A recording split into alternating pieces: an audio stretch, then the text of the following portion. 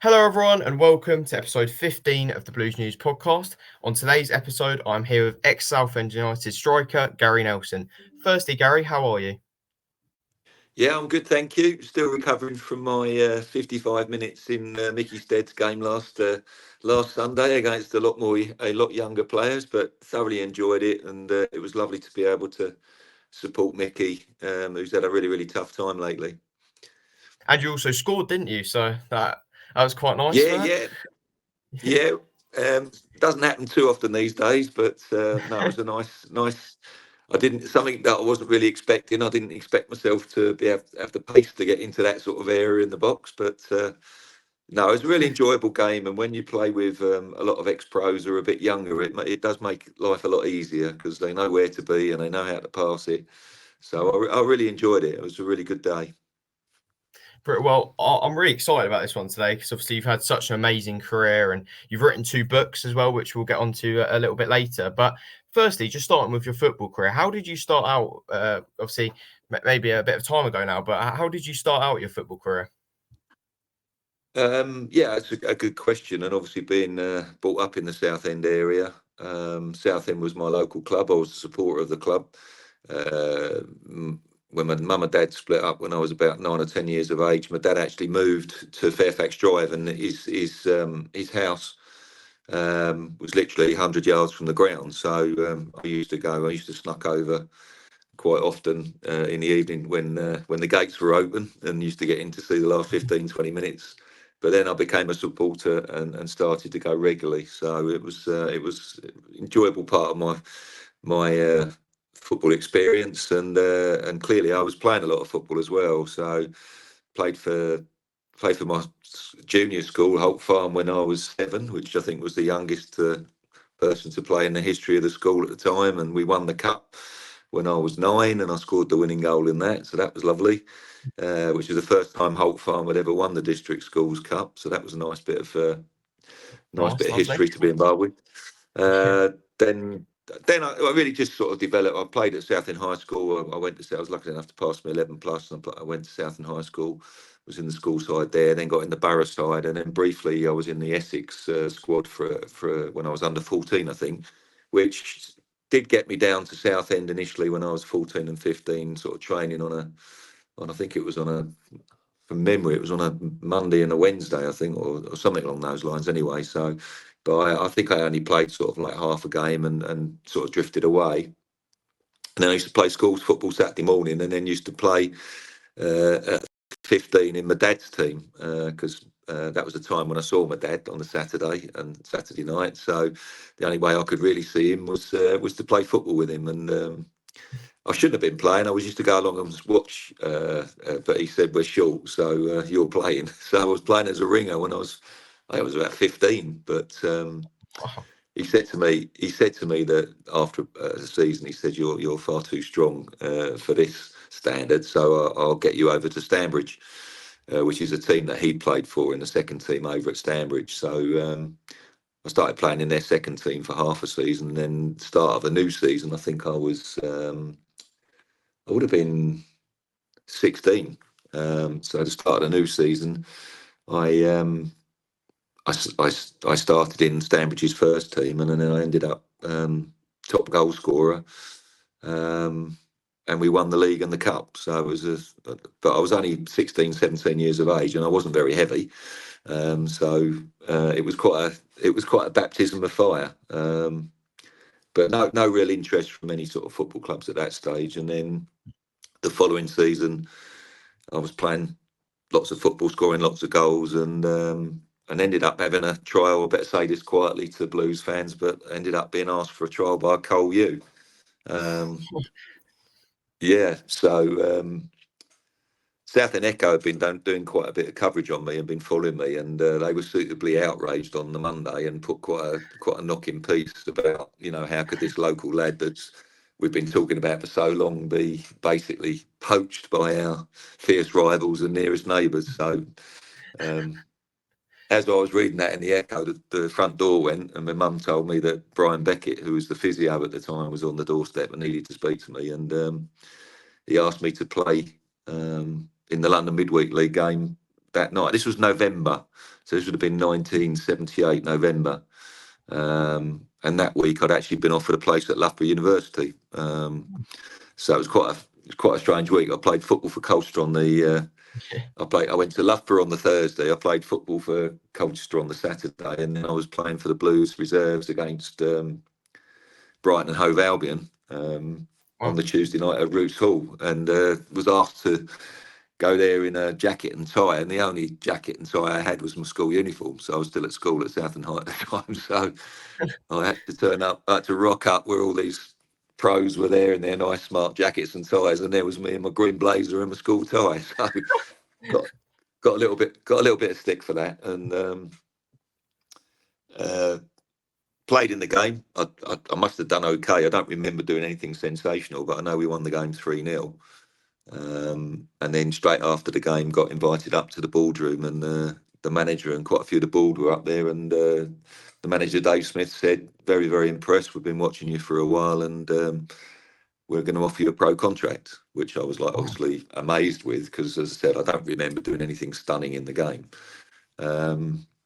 But I said to him, well, this was November. I said, I have been offered a place at Loughborough, and I'm going to be taking my A-levels, so I'm not going to be signing a pro contract right away. I look back now and think, goodness me, that was brave. Manager could have sacked. I was playing an awful lot of football, so I could have got injured. All sorts of things could have happened. But as it happened, I took my A-levels. It was never really, once I knew that I had the chance of being a footballer, I didn't really know about anything about going to university. Most people from the school either went into the city or went to university, but I didn't have a clue about what that would have entailed. So anyway, I left school after my A-levels and literally walked down the road to Roots Hall and started the pro career as a very sort of raw, uncoached footballer, really. But the manager was brilliant, because he knew I had at university was a 3-year course, so very unusually he actually gave me a 3-year contract.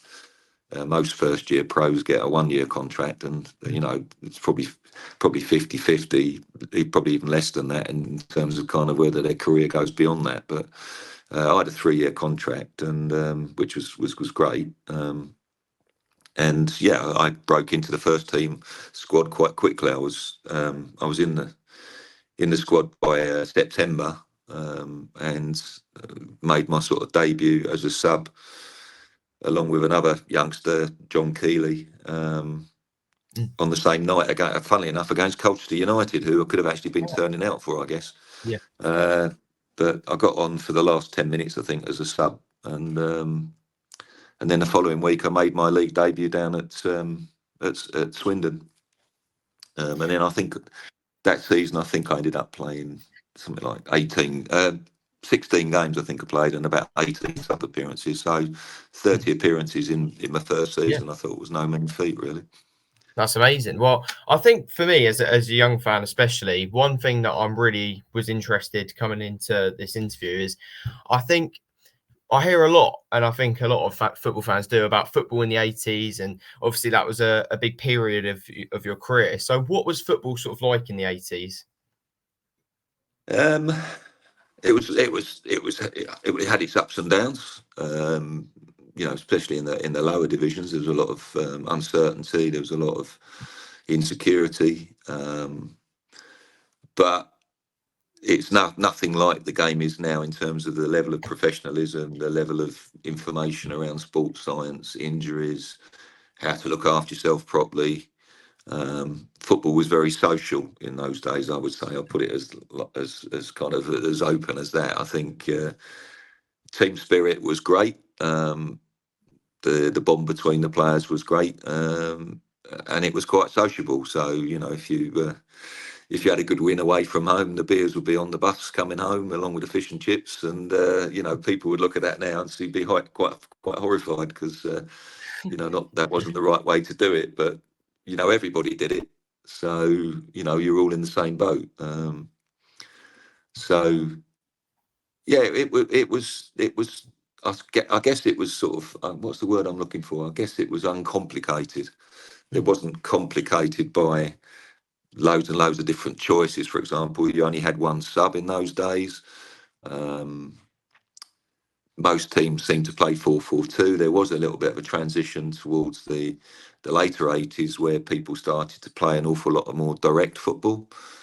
The game was going through some turmoil in terms of some of the disasters that went on, and hooliganism was a big problem. You had people fenced in, which didn't make it particularly pleasant. And from memory, the Gates were poor. I mean, the Gates, we were in Division 3 and 4. First year was in 3. We got relegated first season to 4. We won the championship my second season. And then we played 2 very steady seasons in Division 3. But I think the Gates were always around 3,000 or 4,000, unless there was a local derby or that you were doing really, really well. So if you look at what Southend are getting now in terms of being in the National League and regularly getting 6,000 people, it's amazing how the marketeers have got their act together and how much better it is to see crowds like that, because we certainly didn't enjoy that luxury. Football was going through a tough time in many ways. With a lot of off the field problems, but as a young pro learning their trade, it was great fun. It really was great fun. I wouldn't say it was particularly scientific, but it was very, very enjoyable, and you didn't have all the kind of, not pressure is probably the wrong thing to do, but I guess the exposure from social media in terms of, if you wanted to go out for a beer, in those days you could go out for a beer, and quite often you were going out for a beer with a lot of supporters. But now, people would be taking pictures and you'd be in all sorts of bother if you were seen to be doing something you shouldn't be doing. Well, I think it's a really rare opportunity to sort of talk to a player from the 80s, because obviously I speak to my dad and other fans about obviously watching as a fan in the 80s, but hearing it from a player's point of view from the 80s, and obviously we'll get onto that with your books as well. Obviously those were written in the 90s, so we'll talk about that a bit later on. But it's really interesting to hear your sort of perspective as a footballer from the 80s. So throughout your career, what are some of your sort of best moments or favourite memories that you've got? Well, over an 18-year career and playing over 750 first team games, obviously there's quite a lot of games that stick out. Clearly, as a Southend United fan, things like your league debut, my first league goal scored at the North Bank, which is, funnily enough, is now the away end for supporters. In those days, it was very much where all the noise came from and the atmosphere come, and that and probably the West Stand. But scoring my first goal against Jack Charlton's Sheffield Wednesday, that was a great moment. My granddad had died a week earlier. He was a massive influence on my earlier football life. He was the first person that took me to a game up at Goodison Park. So I've been a lifelong Evertonian. So my first game was a 5-year-old when he took me to Goodison. And funnily enough, nothing much changed. We got beat 1-0 at home to Nottingham Forest. So it's a long-suffering Everton fan. But, I don't know whether that's a bit of inspiration, but certainly I think of him when I scored that first goal. I think of my granddad very much in that, and, how he introduced me to football and how that sort of grew a love of football. The night, a game down at Torquay when I sort of towards the end of the season, and I know that probably doesn't stand out greatly, but we were going neck and neck with Lincoln City, who at the time was managed by former England manager Graham Taylor, and we were neck and neck all through the season. It was a 2-horse race really, and in those days Torquay used to play Saturday night. So all the other fixtures were played, and Lincoln won again, so which meant that we needed to win down at Torquay. And I'd played the week before over Easter at Aldershot away and scored the winner. Because I was still very much a fringe player then. I'm not a fringe player, but I was usually sub. But anyway, Keith Mercer had an injury, and I got into the side, scored the winner down at Torquay, and then at Aldershot, and then went down to Torquay. And as I said, we played Saturday night, and in the first half, I scored the first goal. I got brought down for a penalty for the second goal, and I made the third goal, and we were 3-0 up at half time. And I think that was one of my best performances, certainly as a youngster. And it just meant that we were just meant that we were able to go back to Roots Hall for our very last game of the season. And, you know, although we wanted to go out and start quite clearly, it meant that unless we sort of lost 6-0 at home to Rochdale, we'd win the championship. But the big problem for me was that Keith Mercer got fit again, and Keith had a great season alongside Derek Spence. So the manager had a quandary, obviously having given such a good performance against Torquay and to a certain extent against Aldershot. And fair play to Smithy, he stuck by me, he put me in the side, so I was lucky enough to play in that game at Roots Hall when we won the championship, which was at the time the first time that Southend never won any honours. So I can remember 3 seasons earlier, I was on the pitch with all the fans celebrating, and now I was a player looking on the pitch to all the fans celebrating. So I could really relate to that. That was a really, really good moment. So you know, from a Southend perspective, they were probably the highlights. But moving on to my career, Dave Smith, who was manager at Southend, who signed me as a schoolboy, he got the Plymouth job and he took me down to Plymouth. And we had an amazing season down there, and it culminated in a promotion-winning night against Bristol City with 20-odd thousand people at Home Park, and I scored an absolute screamer. So that stuck out as a great memory. Scoring 32 goals in a season for Brighton and Hove Albion to again win promotion, scoring on a promotion night that afternoon, scoring the winner to get us promoted down there at the Goldstone. Big memory, getting Player of the Year there that season, getting voted into the PFA 3rd Division side that season. I should add, getting voted into Plymouth Argyle's Team of the Century was a big thrill, considering I only played there 2 seasons, to get voted in as to their sort of possible one player out of 11 for all the players that played in between 1900 and 2000 was really, really surprising. Probably a lucky, but there you go. I'll take it. Playing at one very, very special game was playing for Charlton at the Valley, when, I don't know if you know the history, but they moved out of the Valley for 7 or 8 years, never thought they'd get back, and I was lucky enough to be there when we did go back, and I played in the game against Portsmouth, which was the Back to the Valley game, which was a very, very special, very unique game, which it was a thrill to play in. And thankfully we won 1-0. So, you know, playing at Old Trafford, funny enough, playing at Roots Hall, I made my 500th league appearance at Roots Hall for Charlton, and we won 2-0, which was ironic but quite special. Making 600 league appearances, scoring over 100 goals, and my 100th league goal, that was very, very special. Scoring my one and only hat-trick against 𝗘𝗭𝗟 for Charlton.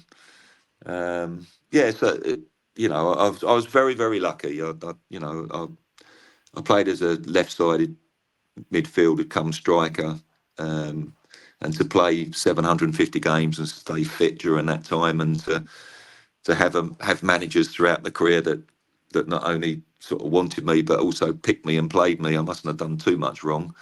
But yeah, so lots of great memories. 750 appearances over 18 years, I think, is not to be sniffed at. So it's amazing. Obviously, they're so vivid memories for you still, even if they were some years ago. And obviously, you know, we could talk about your football career for so long. As you said, there's so many great memories and appearances in that. But one thing that I did want to talk about, which is obviously related to football, but you know, sort of away from the pitch, is you've actually written 2 books. So what was the process of those like? What of writing those like? Again, it's one of those things, as I said to you, a bit like the Plymouth getting voted into their Team of the Century. It was one of those things that when I was first asked whether I'd be interested in doing a book, I said, well, nobody will read that, because who the hell knows who Garry Nelson is? So,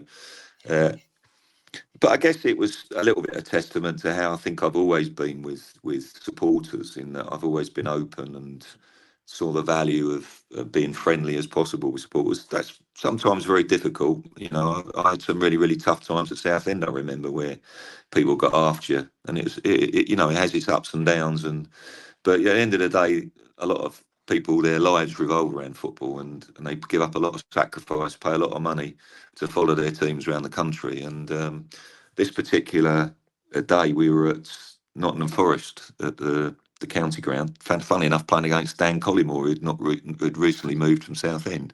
Yeah. And it was a New Year's Day. I think we kicked off at 11 o'clock in the morning. We drew 1-1. I was sub. I came on as sub. Stan should have scored 6 in the first 20 minutes. I've never seen anything like it in terms of how he dominated our 2 centre halves, but he just didn't have his shooting boots on that day, thankfully. Otherwise, it could have been an embarrassing scoreline. But anyway, after the game, I got chatting to a group of supporters along with 3 or 4 of the other players, because, you know, it's New Year's Day. They come up from London at, 11 o'clock kickoff. They must have set out really, really early, and I got talking to them and sort of thanking them for coming up. And anyway, 2 or 3 of the other lads drifted away, and I carried on talking to them for ages. And then we got the call to get on the bus and go back, and didn't think anything more of it. And then a few days later, I got some post at the training ground, and it was a letter from one of the people I'd spoken to, who said that he'd written a lot of books. He'd always been a Charlton fan, but always wanted to write a football book, or be interested in writing a football book. And he said, and I think meeting you and having read your sort of player profile, where you're not frightened to have a joke up and a laugh at your own expense, he said, I think you'd make a great subject. So I said, well, he lived not far from the Charlton ground. So, at the time, bearing in mind I was living in Worthing, down in West Sussex, I'd not moved when I moved from Brighton to Charlton. I didn't move house. So I had a fair old commute. But I said, look, I'll meet at your house. He lived on Blackheath Common. And so I went round and saw him. We had a chat, and we got talking. I was telling him some stories and so on and so forth. He said, no, this is brilliant. He said, I think this would be brilliant. He said, if we pitch it right, he said, I think it would be brilliant. I said, well, one thing's for sure. I said, I'm not going to listen. I'm not going to basically talk into a dictaphone and then you're just going to write the book up, i.e. ghostwrite it. I said, I'm not, that's not me. I said, I can dot the I's and cross the T's. I'm not stupid. I said, so, I'm not a professional writer like you are. I said, but I want to physically write the book. I'll write it all out. I'll use your skill set to polish it and put it into a format that will work, and we'll see how we go. And in those days, I mean, we started this as a project, and I said it's the only way we can really do it is on a diary basis. And I started it as a project, and just to see where it was going. It was nothing ventured, nothing gained. And he'd explained to me that what you have to do is you have to write probably about 50, 60 pages, submit it, and it gets assessed, and if they like it, they like it. If they don't, they don't. But if you do like it, they ask you to do some more. And that's the process that happened. And the first headline were the first people to show an interest. And then we found out that they were going to publish. So that gave you the incentive to carry on all the way through the season to finish it. It was quite a commitment. And, who knows how it was going to do. But thankfully, again, through being sort of quite open and available to a lot of journalists and things like that, an awful lot of people who I'd met during my football career read the book, loved it. Neil Harmon comes to mind, who is now working, I think, for one of the Nationals. I think Ken Dyer, was working for the Echo, but then he joined the Evening Standard. He did a really nice piece. But sort of the highlight really was meeting Michael Parkinson in a hotel in London. He asked to have a meeting, and I can always remember people saying to me beforehand that people said he's really difficult, and if he's not really interested, he's, he shows it very clearly. And I met him, and I couldn't have. It was like talking to your dad, to be honest with you. We got on so well. Wow. His driver came up and said, "Michael, you've got another appointment coming up." And he said, "Well, that can wait." He said, "I'm really enjoying myself." He said, and we were there for an hour and a half. And and he just gave me an amazing write-up. He was a Barnsley fan, you see, so we're talking to you about what was football like. he could relate totally to life in the lower divisions, not all the glamour and the glory at the top end. Yeah. And he gave me such a brilliant write-up. And he actually featured me in his own book. Funnily enough, of all the people he's interviewed and spoken about, he actually produced this sporting book, and I had my own little passage in there, which was, you know, an amazing thing. Yeah. So I think from that, the interesting thing was Hodder Headline hadn't produced enough books, and funnily enough, the first print run was completely taken up by Charlton fans, and then when Charlton fans started to talk to other fans, you know, it just got a momentum of its own, and then again with all of these reviews, in no time it was like top of the best-selling list for sports books, and Hodder Headline got into a bit of a panic because I had all my relatives up north phoning me up going, you know, we've heard all about your book, we can't get hold of it. So I was like getting on the phone to Hodder Headline going, what the hell's going on? Oh, we've been caught out by demand, you know, we just didn't realise it would have this. So I think they ended up producing 7 print runs of hardbacks. And then, I mean, for a book about somebody that nobody really's heard of, I think the end total was something like, you can't get a hardback for love nor money, but I think we've sold somewhere in the region of about 160,000 softbacks, which I'm told the sort of a half decent performing sports book does about 5,000 to 10,000 copies. Wow. So it's amazing. Well, when I actually spoke to my dad about you coming on the podcast today, one of the first things he said to me was about your books and about how he's read them and he loved them. So clearly they did go down brilliantly. Were you surprised about how, obviously you just said about the demand and everything, but were you surprised about just how well they did go down? I guess, to be honest, yes. I mean, there were other people's books out there at the time. You might have called of a certain Alan Shearer. He wrote a book at the same time as I did, and I think we outsold him by. And I can remember doing a book signing in 𝗘𝗟𝗦𝗢 in the High Street in Southend with Tony Cottee, and you know, Southend being a massive area for West Ham fans, it was a bit embarrassing for me because everybody was there to see Tony and nobody was there to see me. But you know, people out of politeness, I think, were 3 or 4 of them. I think out of 100 odd people had my book, which I signed. But you know, no disrespect to Tony, I think my book outsold his by, you know, 10, 15 times. But I think that's because it wasn't tribal. It was for all those people who wanted to be a footballer when they were a kid. I'm sure they wanted to understand what the life was like, and I think for all those pros that have been footballers, I think they totally related to it.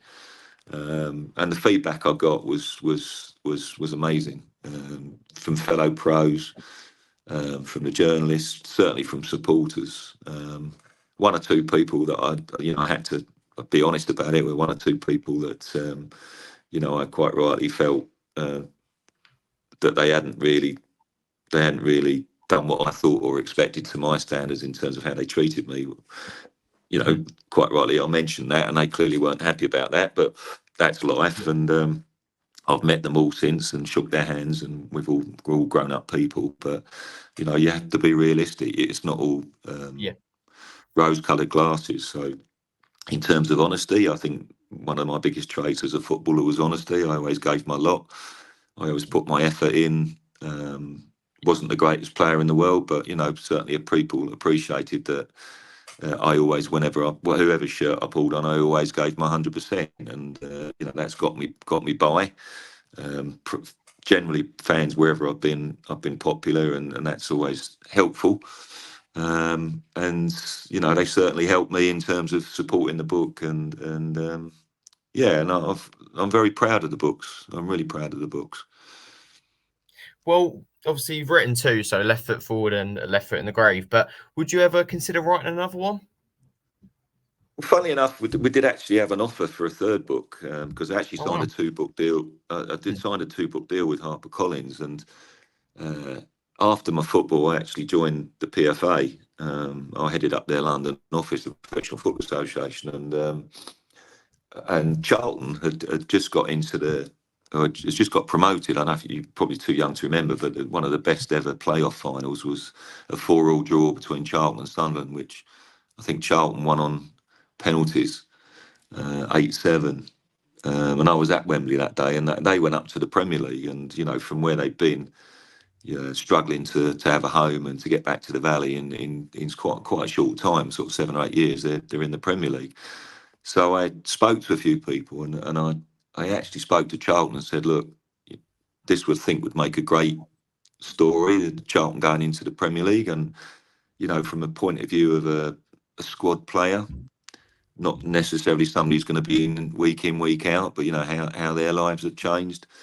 The physio, the chairman and the manager, I was going to do it, you know, through the season, speaking to those people, and then we'd pick a supporter, you know, about how life is different going to all these Premier League grounds and the money it costs, and, you know, is it as much fun as sort of going to Rochdale's or Hartlepool's or places like that, you know, the proper football, as we called it.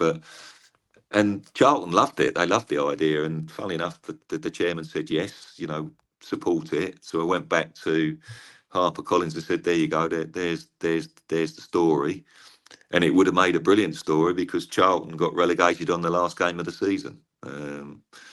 So it went right to the wire, and was drama, and in the end, a sort of sad ending. But HarperCollins said, but Charlton asked for some money, and I think that's fair enough. I mean, they bought a lot of the books when they were Charlton books, so they helped the publisher at the time.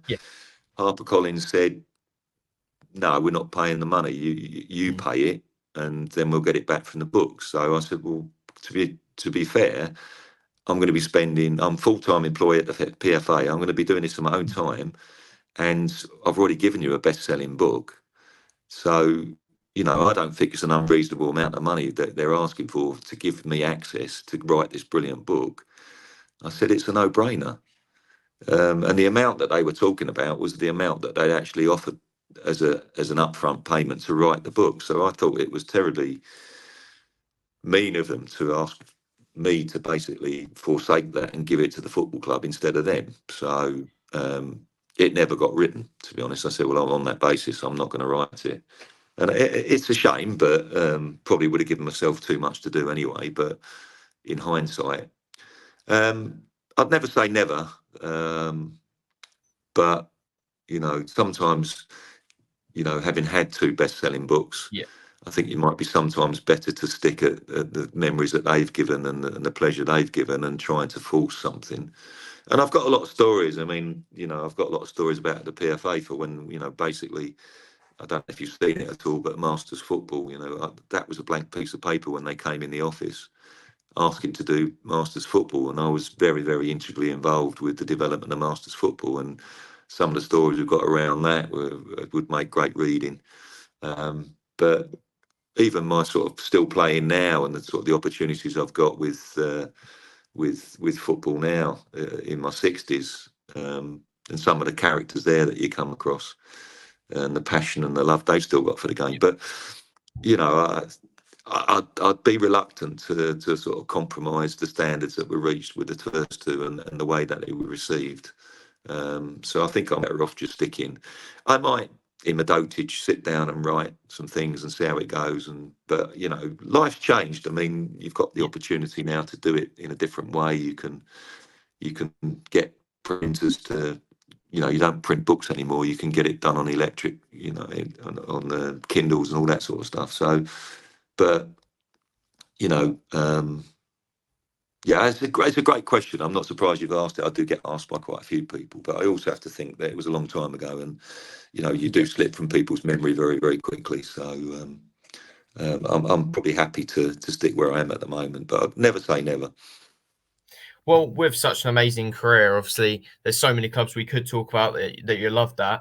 But one club, obviously, coming on a Southend podcast we want to talk about is obviously Southend. And we touched on it a little bit about your time at Southend. But one thing that I love with these podcasts the most is to sort of hear interesting stories. And you've told many already. But what are some of your sort of favourite stories from your time at Southend? Oh, that's a tricky one because it goes back a long time. But there's all sorts of things, really. I can remember Ronnie Poutney, who was 3 times Player of the Year. He was a really big character with Ronnie, and he was a different character in the dressing room than he was at home. At home, he was quite a quiet lad, but in the dressing room, he was a bundle of absolute fun. And I can always remember that we used to go to Hockley Woods a lot to do our running sessions and all that sort of stuff. And I can often remember him sitting in the back of the car, and I was just quite a fresh new driver, so I used to volunteer foolishly, because obviously all the lads would be muddy and all sorts when they got back in your car afterwards. So you can hence why they didn't used to volunteer themselves. So the young pups, the inexperienced ones, always got abused in that way, in terms of, right, we'll all pile into Nelson's car. But he was a nightmare. You'd be driving along, and then you'd look in at Cuckoo Corner to pull out, and he would have put your gear stick into neutral, and then you go along Manners Way towards the airport, and he'd stick his hands over your eyes and say, he said, "You'll blink before he does," and all that stuff. "Ronnie, get your hand, I can't see." And all the other lads would be laughing, and you'd be terrified, but he always let go in the end. But I can remember things like the training facilities. You know, when you think about the lovely boots and laces now, we used to have to phone up the local council, and quite often it would be up at Blenheim Park, and we used to have goals on a rope. So you'd have 2 posts, which were like, I don't know, high jump posts on 2 crossed stakes like that sort of slotted into the ground, and then the bar would be a rope. And you'd be on a rugby pitch where the grass was that long, and trying to work out formations and tactics and things like that. And there'd be dog's mess everywhere, and you'd be just thinking, "Oh, this isn't how you envisage being a professional footballer." But there was a character called John Latimer, who was Dave's assistant, bless him. And it's fair to say John was one of those characters that you know, there was no science about him. He was a proper football man through and through, but he wasn't the most brilliant of coaches, bless him. Lovely guy, but he gave his heart and soul to Southend United, but he wasn't blessed with being a great coach. And I can always remember that we were playing, I forget who it was, but we were up at Blenheim Park. It was not a very nice day, and Smithy said that the team we were playing used to love a short corner, and to try, you know, we would need to set up a short corner. So he said to Latty said, these are really, really good at short corners. He said, set up a session for short corners. So with that, Latty ran over to the corner flag and moved it in 10 yards. People on the floor crying with laughter.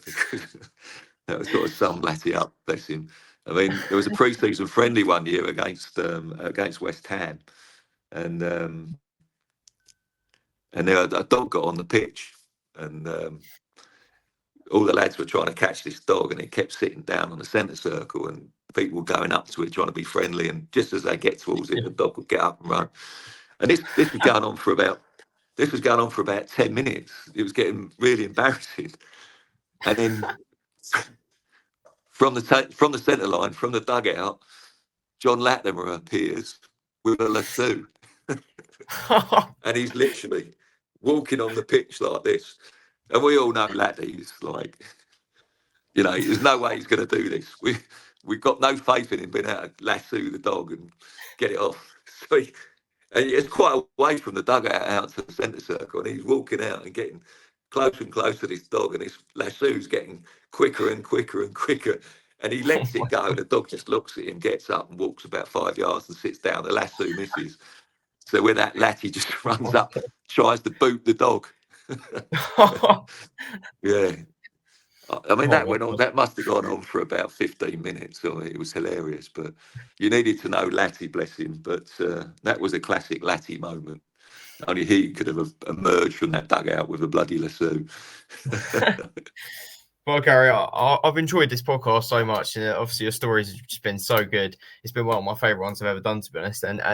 But we're sort of nearing the end, and you know, obviously coming up in about a week or so, obviously Southend are playing Charlton. So obviously, just to end it on, how do you sort of feel? Because Southend haven't played Charlton in about probably 5 years, or however long it's been. I think probably about 5 years.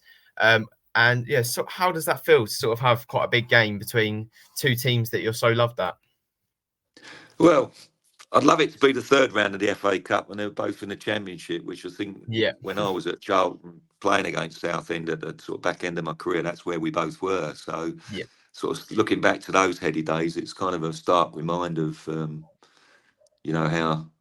how both teams have sort of fallen out of the positions they found themselves in, and that's sad in many ways. But let's look at the positive side of it. Both clubs have been through some really, really tough times. Obviously, it's well documented, more so with Southend coming to the brink of all sorts yeah, of horrible thoughts in terms of the long history they've had. yeah, But with Justin and the new consortium, two of whom I know reasonably well, um, you know, it's an era of positivity for Southend. We've got to look forward now. The yeah, fact that they're now going to stay at Roots Hall, the spiritual home, so to speak, rather than see it go, is the plus. And Charlton, they've got new ownership, which seems to be at last moving the club in the right direction. Both teams have always done a great job in the communities, which they're both to be lauded for. And it's a shame that we find themselves where they are in the first round of the FA Cup. But in theory, it's a plum tie for Southend playing a first division side that's a big club. With a chance of a giant killing act in the first round. It's always fascinating to think about how both teams approach it and what their priorities are. But hopefully they'll be looking at the fact that if they can get a little bit of a run together, it certainly yeah, helps financially. And for those in the lower end of the leagues, regardless of what the Premier League do now with their lineups and everything else, it's got a definite magic. To yeah, me, it's still got a definite magic. I'm really slightly frustrated that some of the attitudes towards it at the higher end, um, yeah, and even to the extent that you see such poor crowds for what is the FA Cup. It never used to be like that in my day. yeah, So I'm hoping they'll get a great turnout at Roots Hall, and I know that the yeah, Charlton fans will be there in numbers, probably fill the area that they get allocated. Um, and Southend have been turning out in great numbers all the way through, which yeah, is full testament to the supporters. So I think it's going to be a close game. I think it's going to be a tight game. I've seen both teams once this season live. I saw Southend at home to Eastleigh, which was probably their best performance of the season, yeah, because at the time Eastleigh I think was second, and I saw Charlton start off very well at Stevenage and fall away a little bit, and end up getting beat 1-0. So I've probably seen Southend at their best and Charlton at not their best. So Southend will be hoping it will be Southend at their best and Charlton having an off day to yeah, get a result. But if it goes with form, Southend shouldn't really expect to beat Charlton. But it's the FA Cup, it's the magic of the FA Cup, and it will certainly be a fillip for Southend to get a positive result and to dream yeah, about getting a good tie and getting into that third round. Because they've had a lot of tough times lately, and if nothing else, a reward of possibly being on the telly and getting yeah, a big payday and getting a bumper team to play at Roots Hall. That would be great to see Roots Hall fall yeah, for an FA Cup tie again. But we're a long way off. It's the first round. It's yeah, reality. And I'm expecting a tight game. I think it'd be a good atmosphere. I think there'll be a decent turnout there. But I'll be fascinated to see how the teams line up, whether they meddle with it. I don't think Southend have got too many options in terms of their squad depth. no, So I think it'll yeah, be business as usual for Southend. But Charlton have probably got a few more options. It'll be interesting to see what yeah. Nathan Jones does on that score. But if he plays not the full first team, then it might give Southend a big advantage. Well, I've really enjoyed this podcast, Gary. That pretty much wraps it up. Thank you so much for coming on. It's been, yeah, genuinely one of my favourite podcasts I've ever done. So, is there anything you want to say just before I end it? No, well, I've enjoyed it. Thank you. It's always nice to talk to perhaps somebody that you won't have seen me play, or you won't have Yeah, you won't know those years so well that I played out. Clearly, your dad's got some memories of that time, but yeah, it's usually dads and granddads now. But you know, that's football. It's you know, onwards and upwards, and you know. Yeah. The thing for me really is the fact that you seem to have got some good people in charge now that want to take the club forward. Yeah, definitely. Yeah, and hopefully some of that anxiety that was there about whether we would even have a football club in Southend has gone a bit. And you know, a good cup run could help enormously in terms of Yeah, trying to me too. achieve what they want to do. So you know, I wish the Blues all the best in the game. I hope they do well in the game and perform well, certainly to the level I saw them against Eastleigh. But you know, I have to sit on the fence because I had 5 great seasons at Charlton. I think it's a fantastic football club, and I want to see them do well as well. But Yeah. I just want to see a good game of football that everyone enjoys, and you know, whoever wins on the day, I'll be happy. So I can't lose in this situation as such. No, yeah, definitely. You can't lose in this game. So perfect. Well, thank you for coming on, Garry, again. You know, I've really enjoyed it. If anybody has enjoyed, please make sure to like and subscribe, and I'll see you all in the next one.